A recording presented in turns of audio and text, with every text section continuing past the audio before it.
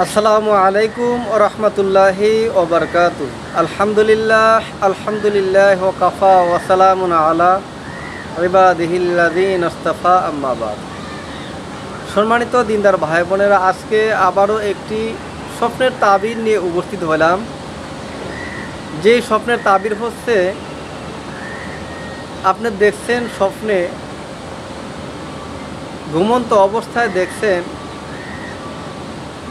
যে আপনার নতুন করে দাঁত গজাচ্ছে, দাঁত উঠছে। আপনি এই স্বপ্নটি বারবার দেখছেন, তাহলে তার তাবির কি, এই সম্পর্কে আলোচনা। ভিডিওটা দেখার আগে একটা লাইক এবং সাবস্ক্রাইব করে নিন। ভিডিও না টেনে সুন্দরভাবে দেখতে থাকুন, অবশ্যই আপনার উপকার আসবে। জি, সম্মানিত দিনদার ভাই বোনেরা, স্বপ্নের তাবিরগুলো বাস্তব। কিছু কিছু স্বপ্ন অবশ্যই সত্যি বাস্তব হয়ে থাকে। দেখতে হবে যে আপনার স্বপ্ন কোন টাইমে দেখছেন, আপনি কোন অবস্থায় স্বপ্নটি দেখছেন, আপনার হালতটা কি,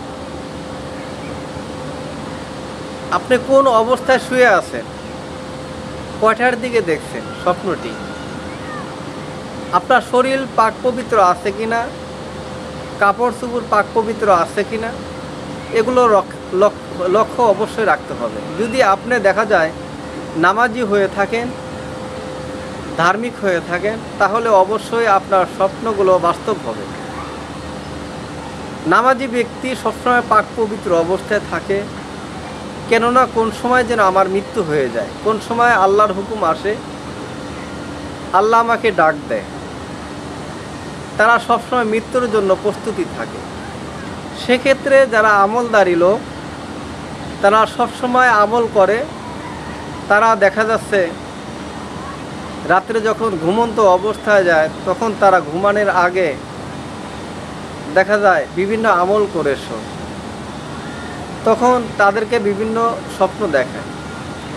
আর যারা এলোমেলো স্বপ্ন দেখে, যারা সঠিকভাবে শোয় না, তারা ভয়ঙ্কর কিছু স্বপ্ন দেখে। আর যারা আল্লাহওয়ালা, দিনদার, মুত্তাকিন, নামাজি, ধার্মিক, তারা ভালো কিছু স্বপ্ন দেখে। তারা যদি রাত্রে শুয়ে পড়ে, তখন দেখা যায় একই স্বপ্ন বারবার দেখে। আল্লাহ তাআলা তাদেরকে স্মরণ করে দেওয়ার জন্য তাদেরকে বারবার স্বপ্ন দেখায়। এখন আপনি স্বপ্নে দেখছেন যে আপনার দাঁত গজাচ্ছে, নতুন করে দাঁত উঠছে, তখন তার পরিণতি কি? তার পরিণতি হচ্ছে, যে ব্যক্তি বারবার স্বপ্নে দেখছেন যে আমার দাঁত উঠছে, দাঁত গজাচ্ছে, নতুন করে উঠছে, তাহলে স্বপ্নের তাবির হলো ওই ব্যক্তির মৃত্যুটাকে ঘনিয়ে আসছে। ওই ব্যক্তির মৃত্যুটাকে ঘনিয়ে আসছে, দ্রুত অবস্থায় আল্লাহ তাআলা তাকে আল্লাহর ডাকে সাড়া দিবে। সম্মানিত দিনদার ভাই বোনেরা, ভিডিওটা দেখে ভালো লাগে অবশ্যই একটা লাইক এবং সাবস্ক্রাইব করে পাশে থাকবেন। পরবর্তীতে সাক্ষাৎ হবে অন্য কোনো বিষয় নিয়ে। আসসালামু আলাইকুম ওয়া রাহমাতুল্লাহি ওয়া বারাকাতুহু।